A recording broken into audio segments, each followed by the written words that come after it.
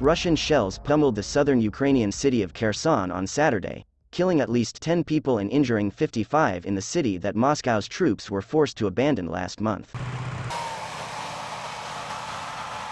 Ukrainian President Volodymyr Zelensky, just back from his quick trip to Washington, posted photos of the wreckage on his social media accounts. He noted the destruction came as Ukrainians were beginning Christmas celebrations that for many Orthodox Christians will culminate in the traditional celebration. This is not sensitive content, it's the real life of Kherson, Zelensky tweeted. The images showed cars on fire, bodies on the street and building windows blown out. Yaroslav Yanushevich, the governor of the Kherson region, said in televised remarks that the number of people killed in the latest shelling of the city has risen from 7 to 10.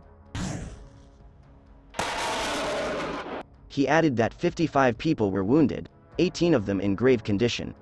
Yanushevich said scores of others, including a 6-year-old girl, were wounded by Russian shelling a day earlier. Saturday marks 10 months since the start of the Russian invasion. Ukraine has faced a blistering onslaught of Russian artillery fire, missiles, shelling and drone attacks since early October, much of it targeting the energy infrastructure in a bid to cut electricity and heating services as the freezing winter advances. The shelling has been especially intense in Kherson since Russian forces withdrew and Ukraine's army reclaimed the city in November. Earlier Saturday, the Donetsk regional governor, Pavlo Kyrylenko, said 2 people were killed and 5 wounded in shelling there over the past day. The deaths were in Kharahov, a town of about 20,030 kilometers, 18 miles, west of Russian-controlled Donetsk city.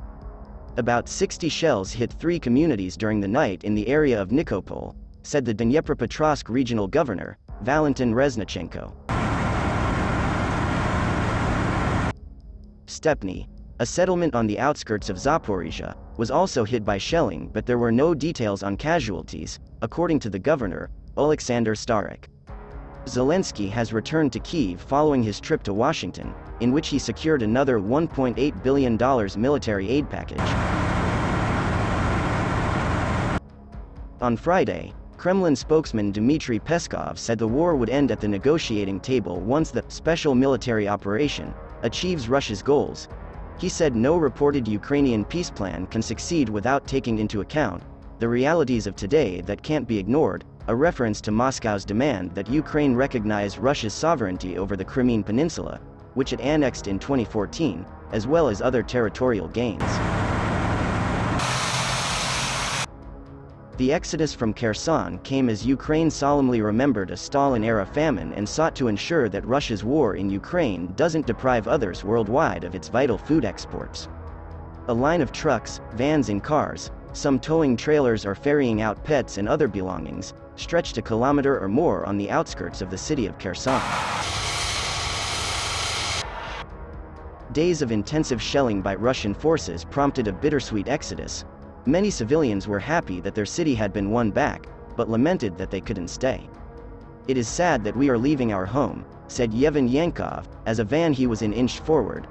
"Now we are free, but we have to leave, because there is shelling, and there are dead among the population."